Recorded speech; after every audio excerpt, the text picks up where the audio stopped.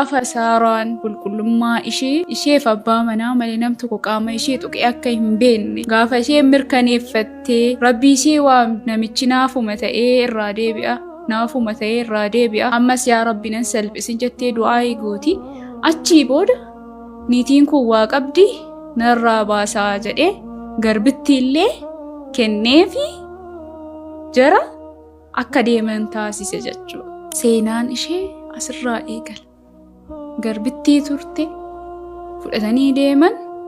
Achii booda yeroo dheeraaf ilma hin qaban ture Nabiyullah Ibraahimiif Saaraan ni eeyyamteef fuudhii jette. Nabiyullah Ibraahim fuudhanii gaafa jedhan Hajar Ismaa'iliin ulfataatee Nabiyullah Ismaa'iliin deessi jechuudha. Achii booda Saaraan ala isheen inaaffaa eegaltee jedhu. Maatiin ala rabbashamu. Rabbiin subhaanahu wa ta'ala akka Hajariif mucaa isaanii gara barahaa geessan, gara Makkaa geessan ajaja sanaan wal qabatee Nabiyullah Ibraahim osoo waan tokkotti hin himin galaa qopheessi jedhaniini galaa qopheeffattee kaatee mucaa deessee harkatti qabattee jirti. Alaachi gaanii jedhan duddarraa garagalan. Subhaanallah.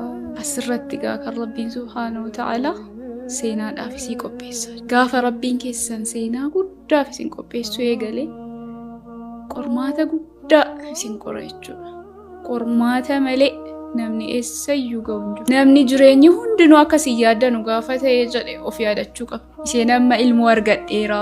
Abbaa manaa kootii wajjin jireenya gaariin jiraadha. Ilmoo jechuun immoo ziinaa addunyaati jettee gaafa sii yaaddu. Nabiyullah Ibraahim illee gaafa mucaa kana turanii kaanii argatan ija isaanii dura akka dabsu Rabbiin subhaanahu wa ta'ala qormaata guddaa kenneef. Qormaata kana dabarfachuun imaana nu Rabbii keenyaaf qabnu irratti hundaa'a jechuudha. Gaafa isaan fuula isaanii isheerraa garagalchanii dudda isaanii itti garagalchanii jedhan yaa Ibraahim eessatti nu gattee deemta? Ni callisan. Yaa Ibraahim eessatti nu gattee deemta? Itti ammas ni callisan. Waan kana irratti kan si ajaje Rabbi yaa Ibraahim eeyyee jedhani. Yoo akkas ta'e wamaa rakkoo hin qabu adeemeetti. Yaa Allah tawakkula jechuun maal akka ta'e asirratti argita. Ati amma Rabbii kan keetti of kennitee dhugaatti jiraachuu ni dandeessa? Dhugaatti jiraachuu ni dandeenya? Kana Rabbiin kan koo na ajajee gaafa Rabbiin kan koo subhaanahu wa ta'ala yaa ayyuhan nabiyyu qul li azwaajika wa banaatika wa nisaa'il mu'miniina yudniina alayhinna min jalaabiibihinna jedhu.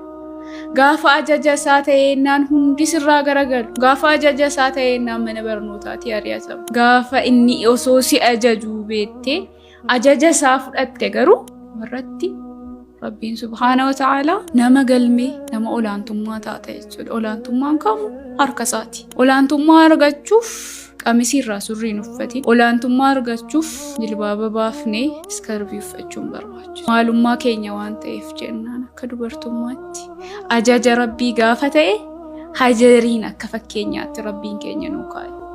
Yoo Rabbiin ta'e kan si ajaje adeemii jettee achi keessa barahaa keessa kan nam tokko hin jirre jireenya isaanii eegalan. Hajariif Ismaa'il jechuudha mucaan sabiyyii. Galaan dhufteellee xumuramte. Mucaan beela'ee boo'uu eegale. Harmisi aannan ba'uu dadhabe. Alanan cinqiin isii qabee rakkina keessa galtee asiifachi fiiguu eegalte. Osoo fiidduu boodarra maal ta'a? Sagalee wayii eega dhalees geessee kaatee ergamaadhaan akka bishaan ba'uuf taasisa jechuudha Rabbiin subhaanahu wa ta'ala. Bishaan sana eegaa agartu baay'ee naatee walitti qabuudhaaf zummi jettee bishaan sana silaa osoo gaafas isheen akkas hin qabne laga guddaa ta'a jedhan zamzamni. Zamzamni amma barakaadhaan guutame niwutirentii waa danuu kan qabu jechuudha. Kan fayyaadhaa barbaachisu sababa ishee buqqe. Sababa tawakkula isii Rabbii isii irratti qaba. Ati isaaf jecha ajaja isaa goonaan yoomuu olaantummaan kan keetii hin shakkin. Har'a jaree har'a dhufuu dhiisuu danda'a.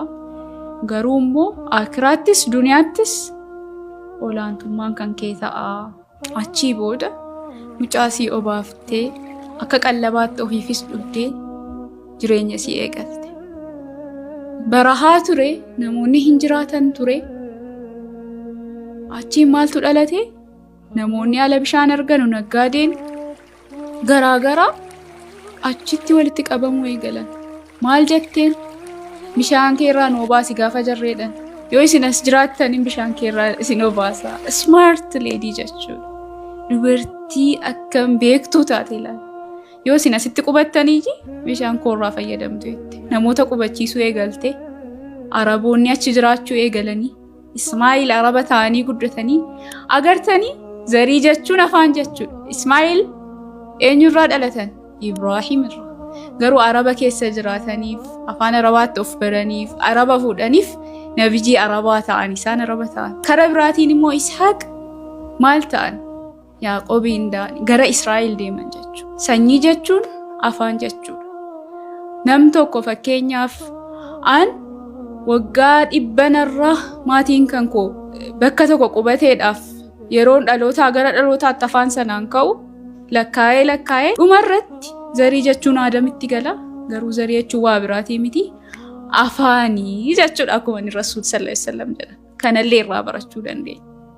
Rabbi filatee waan tokko namni filatee waan dhufe waan argate tokkoon kan inni adda baafamuu qabu malee namni waan Rabbiin subhaanahu wa ta'ala osoon filatiin kenneef litaarafu akkasii wal beektanii fi kanin sanyii sin godhee ana biratti caalaan keessan nama Rabbiin sodaateedha. Asirraa seenaa Ismaa'il alayhi salaam irraa sirriitti barachuu dandeenya jechuudha. Rabbiin subhaanahu wa ta'ala hajjii irratti shartii hajjii keessaa tokko safaa wal marwaa akkasiin fiidde sana akka fiignu dirqama godhee zamzamallee haga yoonaa haga guyyaa qiyaamaatti akka dawummaatti akka maalitti akka nu fayyadamnu taasisa jechuudha. Subhaanallah.